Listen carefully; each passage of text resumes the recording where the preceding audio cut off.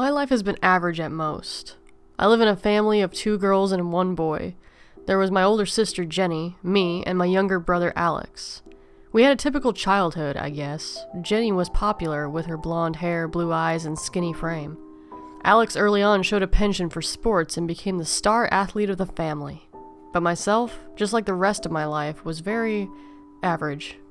I wasn't overly smart, I wasn't ugly, but I didn't stand out. I had a small group of friends. I was average. But I idolized my older sister. Jenny was everything I would never be. She had friends upon friends upon friends. She had a string of boyfriends starting from the time I was 11. There was always some boy, some drama. She grew tired of it, but I loved it. Jenny loved me too. We were really close as children.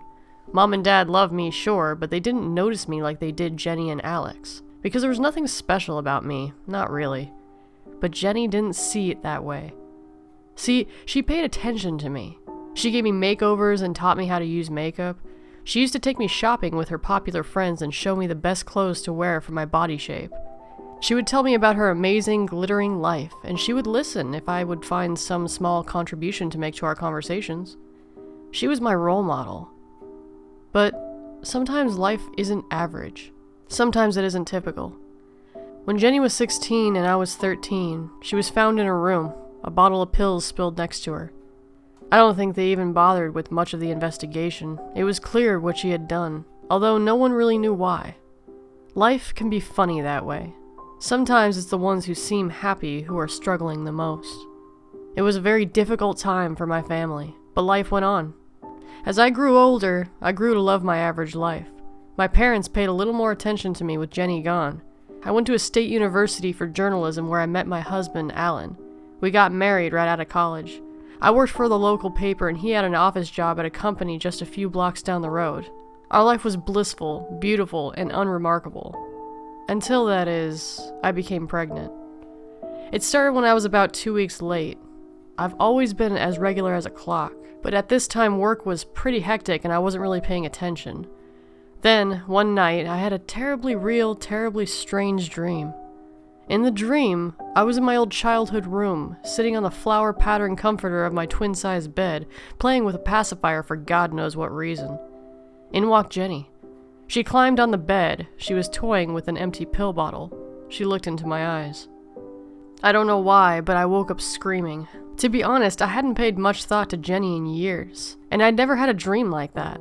My husband woke up to comfort me, but I was already on my way to the bathroom.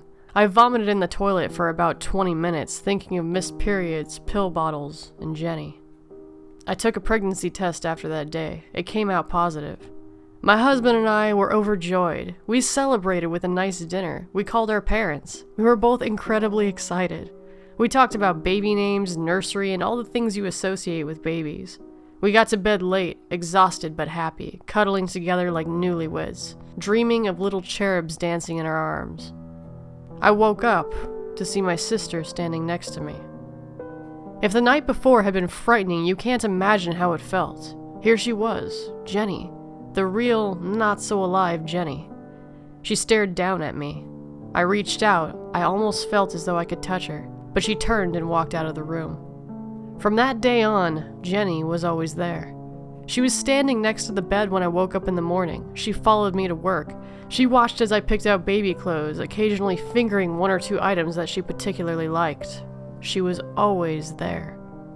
Sure, I thought about telling my husband, but what would I say? That his average wife was about to disturb his average life with her newly found ability to see the dead? Unlikely. Rather, I considered it a strange and extraordinary experience in my otherwise unremarkable life. Besides, I enjoyed it in a way. Here was my long-lost sister, my ages-ago best friend, the one who I looked up to, the person I wanted to be when I grew up. She was back again. It was comforting to have her there as my stomach grew fat and round, and I began to waddle back and forth trying to control my deranged hormones. Sometimes, she would put a hand on my stomach and feel the baby. When she did, the baby would start to kick. How comforting to know that the baby would share a special connection with Jenny.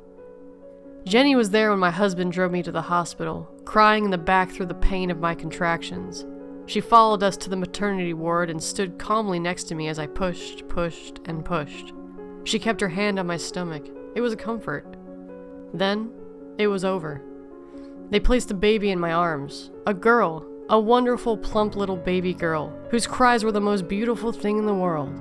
Alan and I played with her tiny curled fingers. When I looked to the bedside, Jenny was gone.